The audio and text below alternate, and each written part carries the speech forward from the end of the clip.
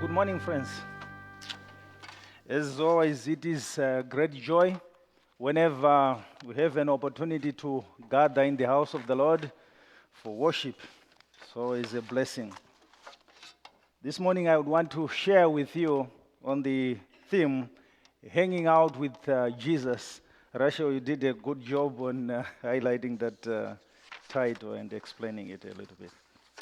Generally, hangouts are common among friends and family members, as we all know. But this morning, I have a proposition that Jesus invited the disciples to hang out with him. Because Jesus' nature was that he always wanted to develop a relationship. And these relationships were based on friendship. He always wanted to extend a friendship, an invitation for friendship with all humanity. There's always a potential for friendship. That's the nature of Christ that I see. Jesus' friendship with his disciples is indicated this morning. He was initiated at the beginning when he reached out to these individual disciples, when he called them individually. Peter, come follow me. John, come follow me. James, come follow me. That invitation was not only for them to be disciples, but to enter into a relationship, a friendship. We look at John 15, verse 18, for example, and we hear Jesus saying, greater love has no one than this, to lay down one's life for one's friends. Meaning that when Jesus looks at all humankind, his intention is to make sure that develops a relationship, and that relationship is a friendship. One of my favorite theologians, Moltmann, suggests that Christ, in his divine function as a prophet, priest, and king, Christ lives and acts as a friend, creates friendship. Therefore, I would want to look at this relationship that Jesus had as a friendship. And as such, it qualifies for him to engage his colleagues into activities such as hangouts. Of course, there are types of hangouts that are common in our society. Some are saved-based, some are skill-based, some are celebration-based, and some are adventure-based. Because at times you see people staying at home and watching TV. At times people cook a meal, carry out all different activities, housework. And of course there is where people go out for concert, friends, just go out to hang out. But my proposition this morning is more focused on adventure. An adventure-based hangout. Because one common adventure that is common in our society is skydiving. When people go skydiving, it's a risk. And you have to decide whether you want to undertake that adventure. And if you decide you want to participate in such an adventure, you have to sign up. Times you are expected to put on your signature to say, whatever the outcome, this adventure, if I come out of that adventure limping, then I don't hold someone liable. I will be responsible. If my son is about to participate in this adventure, my daughter, whoever, then I am responsible. I will not hold you accountable. Go ahead and take my daughter. Go ahead and take my son on this adventure. I will not hold you accountable, whatever the outcome. Why? Because an adventure is a risk undertaking of unknown outcome. And today I would want to suggest, when Jesus invited Peter, James, and John to go on a hangout, in this adventure there was a unique outcome. And this unique outcome was this transfiguration, which according to Mortman is the transformation of the body, resulting in a visible beauty. It was so beautiful to watch, to see Jesus, Elijah, and Moses standing together. It was so beautiful. But we want to look at the symbolic aspects of this transfiguration. As such, we consider the voice that came as a confirmation, Jesus' sonship identity, as an agent commissioned to manifest God's saving presence. Where Jesus, Matthew 17, verse 5, said to these disciples, God pronounced, "This is my son, whom I love. With him I am well pleased." Again, appearance of the three affirms God's work through the appearance of Moses, representing, as some scholars have always suggested, that Moses appeared on this scene representing the law. But I have a proposition that Moses was not only representing the law, but he was representing liberation, starting from the story of the Exodus, where the Israelite people, when they were under bondage, Moses was sent to set them free.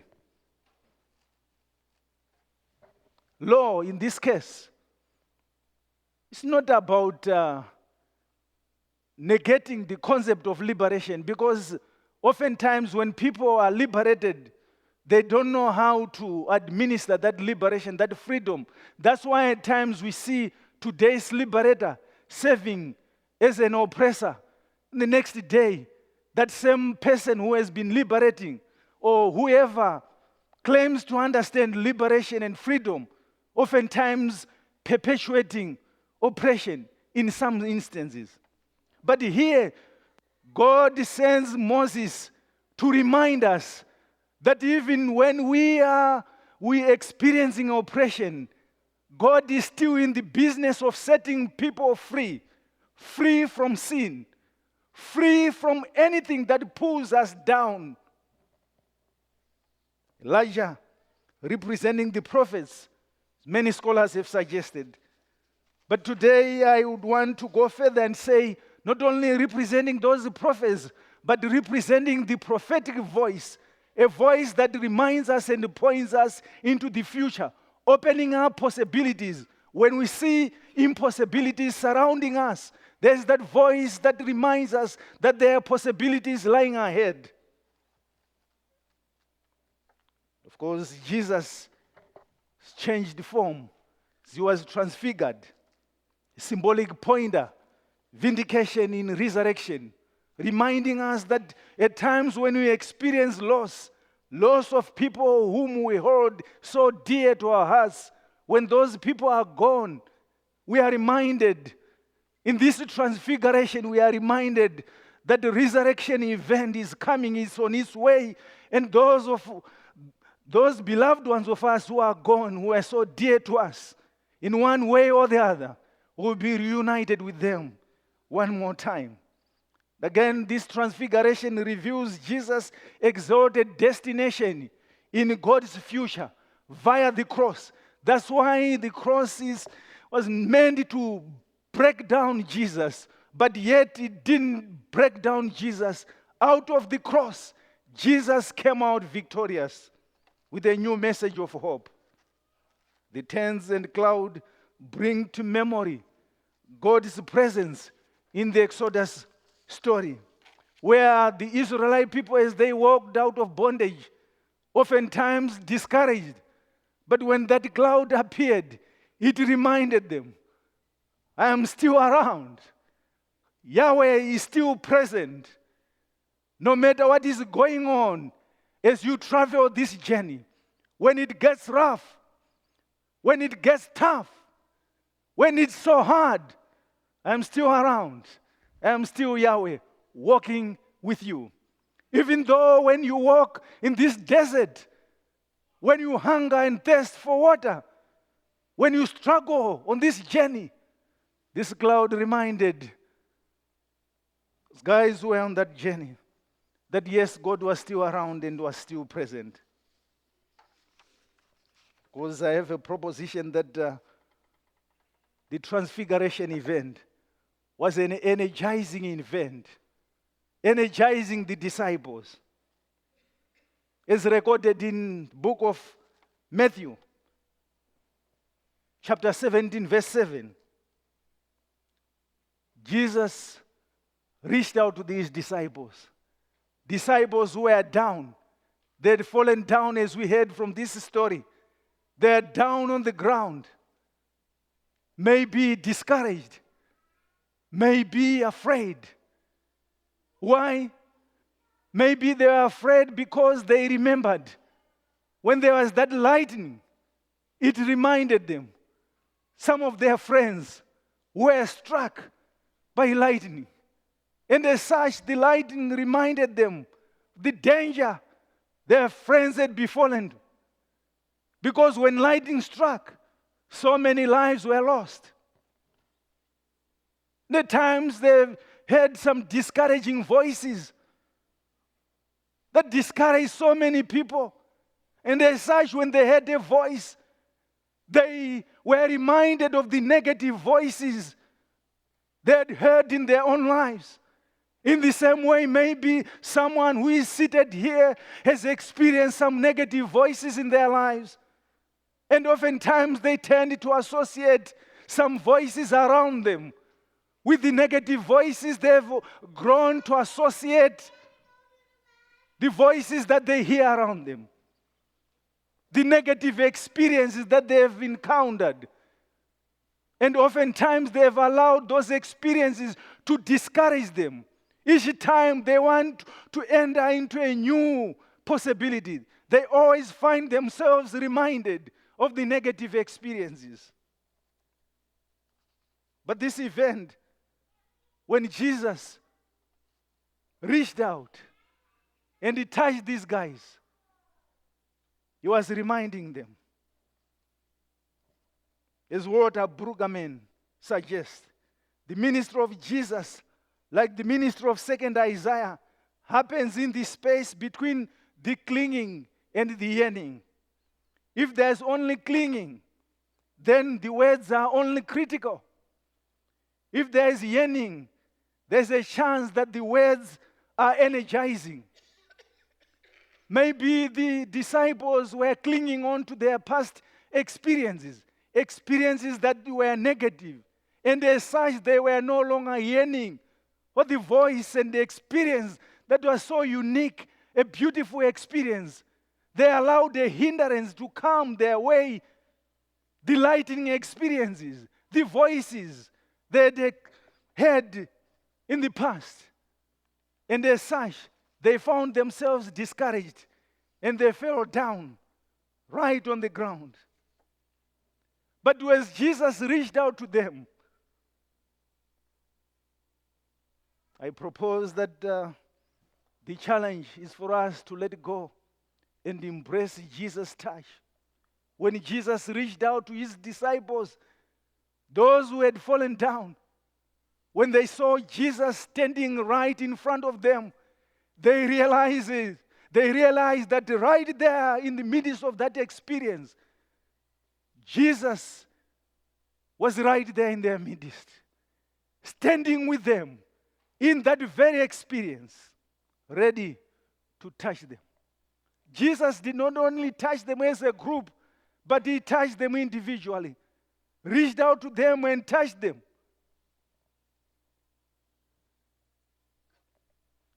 Therefore, I propose that the transfiguration experience encourages us to allow God to overturn our past experiences. As I said earlier, why were these guys scared at the voice of God? The such linking into the intimidating voices they had heard and learned to live with. Maybe in our world today, there are so many things that we have allowed to be a hindrance. They hinder us, those experiences, they hinder us from experiencing when God visits us. Oftentimes, the experiences, past experiences, that we allow to hinder us from experiencing that divine visitation. Dr. Bruce Epperly points out some hindrances of our modern world, modern world view. The modern world view upon which scientific and political materialism, one-dimensional theological liberalism, and conservative fundamentalism have stood throughout our lifetimes, no longer meets the spiritual and medical needs of the 21st century. After identifying that hindrance, Dr. Bruce Epperly proposes something new. In our age, a quest for healing of mind, of body, mind, and spirit is changing the face of medicine and spirituality, and it is changing the lives of ordinary persons at the edges of their personal frontiers. Persons in crisis are discovering the power of the healing Christ.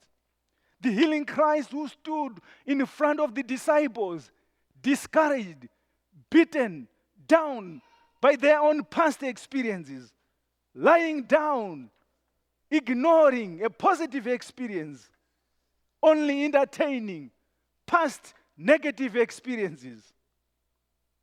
However, Jesus, because he's about friendship, as we sing that song, "What a Friend We Have in Jesus," hymn 526 in our hymnals. What a friend we have in Jesus. Jesus is about friendship. Oftentimes we look up at Jesus and see him from a distance, as though he is about in the business of litigating us. Whereas Jesus is in the business of reaching out to us and developing a friendship. As he reached out to his disciples, he extended his hand and he touched them in a friendly fashion and awakened this newness in these disciples, where they realized they had to give up this past experience and embrace a new experience in the presence of Jesus the Christ. And they decided and allowed Jesus Christ to touch them. And as such, they let go their past negative experiences and embraced Jesus' touch, and it healed their past experiences. Jesus said to them, "Get up, get up." Peter, John, and James, get up. Are you down, my brother? Are you down, my sister? Is there something negative going on in your life? As a family, as a community, in our world today, we hear on the news some discouraging news. Oftentimes, reports on some killing somewhere, some murder somewhere around us, almost on a daily basis. Whatever is going on in your life that may be serving to discourage you. Is it a diagnosis that is pulling you down? Is it some sad news that you just received that is pulling you down? Will you allow Jesus Christ to appear in front of you today? Will you not only allow him to stand in front of you this morning, but allow him, let him touch you? In the same way that the disciples allowed Jesus to touch them.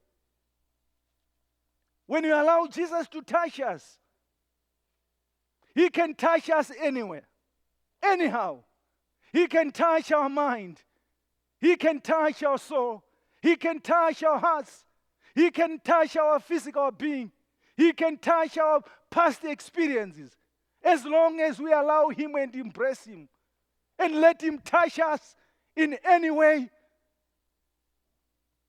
When we allow Jesus to touch us in that fashion, it becomes an energizing experience, where today as a church we become an extension of that energizing experience, where we can reach out to the discouraged, Why? Because we have been touched by Jesus. And as such, we can go out with Jesus and hang out with him. Hang out with Jesus as we read our Bibles. Hang out with Jesus as we sit down in a small group. Hang out with Jesus as we go on our mission trips. Hang out with Jesus as we reach out to the discouraged. Hang out with Jesus as we sing. Hang out with Jesus in any fashion, realizing that he is a friend. As we sing the song, as I said earlier on, what a friend we have in Jesus. For he doesn't come to us to point our mistakes, but to help us out of our mistakes, to help us out of our faults, to help us out of our shortfalls, to help us out of those past experiences that have held us back all the time. When a new experience appears to us, oftentimes we find ourselves discouraged to entertain new possibilities. There's a woman in a crowd. Luke chapter 8, verse 43 to 48. It says in this story that this woman touched Jesus. And when this woman touched Jesus, Jesus said, "Somebody touched me." And those who were around started saying discouraging stuff. How can you say someone touched you? This crowd is too big for you to say someone touched you. But Jesus, because Jesus gets hold of the negative voices and pushes them away. In the same fashion, he pushed away those negative voices. And he said, "There's someone who touched me." And after hearing that Jesus was interested in the woman who had touched her, this woman was encouraged. And she walked out of this discouragement and walked towards Jesus. And he said, "I am the one who touched you."